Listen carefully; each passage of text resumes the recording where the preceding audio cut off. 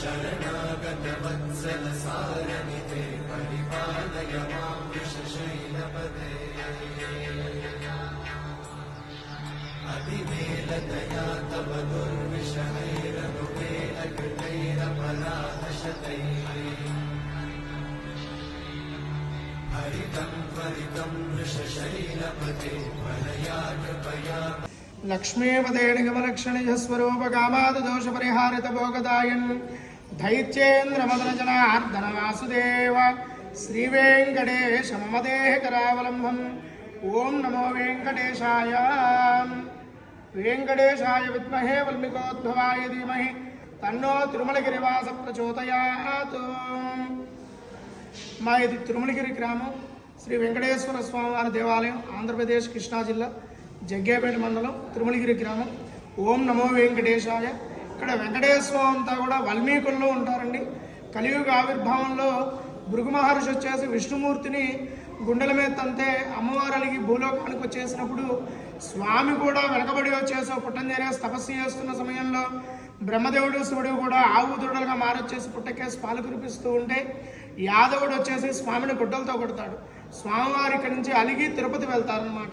తిరుపతి వెళ్ళిన తర్వాత స్వామివారు మళ్ళీ తిరిగి కొండ మీదకి రావడం కోసం దేవతలు ఋషులందరూ కూడా ఘోర తపస్సు ఆచరించగా స్వామివారి శంఖచక్రాలు విగ్రహ రూపంగా అంటే కలియుగంలో చూపించేటువంటి యొక్క మానవ రూపంలో తిరిగి వస్తారు. అయ్యా మానవ రూపం కాకుండా వచ్చేది కలియుగం కదా, అన్ని దోషాల కన్నా ప్రమాదకరమైనది కలిదోషం కాబట్టేసి కలిదోషం మాకు మానవులకి తగలకుండా ఉండటం కోసం ప్రతిరోజు కూడా నీకు నిత్యాభిషేకం చేసుకునేటువంటి ఒక అవకాశాన్ని మాకు ప్రసాదించండి స్వామి అని వేడుకోగా స్వామివారు తపస్సు చేసినటువంటి మట్టి పుట్టనే రాతి పుట్టగా మలుచుకొని పుట్టకుండేటువంటి ఒక కోవల్నే నామాలుగా చేసుకుని వెలిసారు స్వామివారు.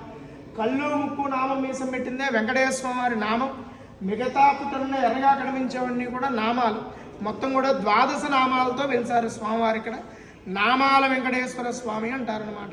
అన్ని దేవాలయాల్లో ఉన్నట్టు ప్రత్యేకంగా విగ్రహం కానీ రూపం కానీ ఆకారం కానీ ఉండదండి.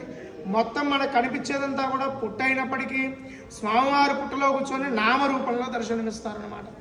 నామాల వెంకటేశ్వర స్వామి అని పిలుస్తారు భక్తులందరూ కూడా స్వామివారిని. ఈ దేవాలయం యొక్క విశేషం ఏంటంటే సూర్యోదయం నుంచి సూర్యాస్తమయం అంటే ఉదయం 6 నుంచి సాయంత్రం 6 వరకు మన అర్చనలో అభిషేకాలు మన పూజలు మనం చేస్తూ ఉంటాం. సాయంత్రం 6 తర్వాత ఈ కొండ మొత్తం కూడా సర్పాలు సంచరిస్తూ ఉంటాయి. దేవతలు ఋషులందరూ కూడా ఘోర తపస్సు ఆచరించినటువంటి ప్రదేశం కాబట్టేసి సాయంత్రం 6 తర్వాత దేవతలు ఋషులు కూడా వచ్చేసి స్వామికి అర్చనలో అభిషేకాలు చేస్తూ ఉంటారని చెప్పేసి స్థల పురాణం. మనకే విధంగా తెలుస్తుందంటే ఉదయాన్నే మనం సూర్యోదయంలో తలుపులు తెరవగానే స్వామి చుట్టూరా కూడా నీళ్ళ తడి ఉంటుందన్నమాట. అదే నిదర్శనం మనకి స్వామివారు ఇప్పటికీ కొండ మీద ఉన్నారు అంటానికి తార్కాణం. అంత విశేషం అనమాట మన స్వామివారి ఇక్కడ. ఇక దీంతో పాటు స్వామివారి మహత్యాలకు వచ్చేసి మన పెనగించి పువ్వులు తిరుపతమ్మవారి తల్లిదండ్రులు వచ్చేసి సంతానం లేదని స్వామిని వేడుకోగా స్వామివారు తిరుపతమ్మవారిని ప్రసాదించారు. ప్రథమం భక్తులు కూడా అమ్మవారి దగ్గరికి వెళ్ళేవాళ్ళు స్వామి దగ్గరకు వచ్చి దర్శనమైన తర్వాత అమ్మవారి దగ్గరికి వెళ్తారనమాట. అంత విశేషం మన స్వామివారి ఇక్కడ. ఈ కొండ మీద ప్రాముఖ్యత ఏంటంటే వివాహం అవ్వని వాళ్ళకి వివాహం కానీ సంతానం లేని వాళ్ళకి సంతానం కానీ మనం అనుకున్నటువంటి యొక్క కోరికలన్నీ కూడా సఫలీకృతమై స్వామివారి దర్శనానికి వస్తారని భక్తులందరూ కూడా స్వామికి వచ్చేసి ఈ చుట్టుపక్కల 4-5 జిల్లాల వాళ్ళు కూడా స్వామివారికి మొట్టమొదట పండినటువంటి పంట ఇంట్లో ఆవు కానీ గేదె కానీ పాలిచ్చినటువంటి మొట్టమొదటి పాలు ఇవన్నీ కూడా తీసుకొచ్చి స్వామివారికి ఉగాది ముందు వచ్చేటువంటి 4 శనివారాలు పాల్గొన మాసంలో స్వామివారికి సంవత్సరంలో పండినటువంటి పంట కూడా తీసుకొచ్చేసి స్వామికి ఇస్తారన్నమాట. ఆయనకంటూ సపరేట్గా పెట్టి తీసుకొచ్చిస్తారు. ఒకవేళ తేకపోయినా ఇవ్వటం మర్చిపోయినా ఇంట్లో ఆవు కూడా పాలివ్వదండి. అంత విశేషం అన్నమాట మన స్వామివారి ఇక్కడ.